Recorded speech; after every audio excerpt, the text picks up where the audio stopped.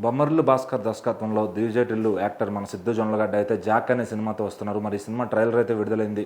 ఈ cinema trailer అయితే అందరినీ విపరీతంగా ఆకట్టుకుంటుంది. ఎందుకంటే మళ్ళీ సిద్ధు స్లాంగ్తో ఆయన టిపికల్ స్లాంగ్ ఉంటుందో దాంతో అయితే అందరినీ మెస్మరైజ్ చేశారు. ఒక తీవ్రవాదిని ఎవరో పోలీస్ డిపార్ట్మెంట్ పట్టుకుంటుంటే హీరో దానికి సంబంధించి దాంట్లో ఇన్వాల్వ్ అయ్యే ఒక మంచి సబ్జెక్ట్తో అయితే బొమ్మర్లు భాస్కర్ వచ్చారనమాట. ఇన్ బిట్వీన్లో మళ్ళీ అతని లవ్ స్టోరీ కూడా నడుస్తుంది.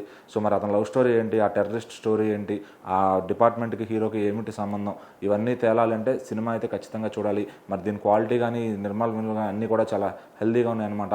ఈ ట్రైలర్ అయితే అందరినీ విశేషంగా ఆకట్టుకుంటుంది. అండ్ దీనిలో వచ్చిన సాంగ్స్ కూడా అన్నీ కూడా చాలా బాగున్నాయి అనమాట. సో మరి ఎక్కడ చూసినా కూడా ఈ సినిమాకి అయితే ఫుల్ పాజిటివ్ ఓమ్ కనబడుతుంది. అలాగే డీజే టిల్లుల సిరీస్ తర్వాత వస్తున్న సిద్ధు జొన్నల గారి చిత్రం కాబట్టి ఖచ్చితంగా అందరూ ఎక్సైట్మెంట్ ఎదురు చూస్తున్నారు. సో మళ్ళీ ఆయన ఇంకొక మాట కూడా అన్నారనమాట.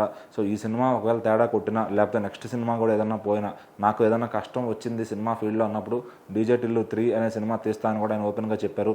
సో ఈ సినిమా ఖచ్చితంగా హిట్ అవుతుంది అని కాన్ఫిడెన్స్తో అయితే ఆయన ఉన్నారనమాట. సో మరి ఈ సినిమా ట్రైలర్లో ఇంకా హైలైట్స్ ఏంటంటే వైష్ణవి చైతన్య గారి పర్ఫార్మెన్స్, అట్లానే వాళ్ళిద్దరు కెమిస్ట్రీ కూడా చాలా బాగుంది. అండ్ ప్రకాష్ రాజ్ గారు కూడా చాలా నాళ్ళ తర్వాత ఒక మంచి యాక్షన్ పాత్రలో అయితే కనిపిస్తున్నారు. సో మరి జాక్ ట్రైలర్ మాత్రం ఇప్పుడు విపరీతంగా అయితే విశేషంగా అయితే ఆకట్టుకుంటుంది. సో మరి సిద్ధు జొన్నలగడ్డ గారు మళ్ళీ ఆయన సక్సెస్ ట్రాక్ని పోగొట్టుకోకుండా ఈ సినిమాతో అయితే మరో 100 కోట్ల క్లబ్లోకి వెళ్తారు అని చెప్పి, సో ఆల్రెడీ టిల్లు 2 ఎలా అయితే 100 కోట్ల క్లబ్లోకి వెళ్ళిందో ఆయన మార్కెట్ అలాగే స్టేబుల్గా ఉంది అని చెప్తూనే ఈ సినిమా తీస్తున్నానని చెప్పడానికి ఆయన తీశారని చెప్తున్నారు.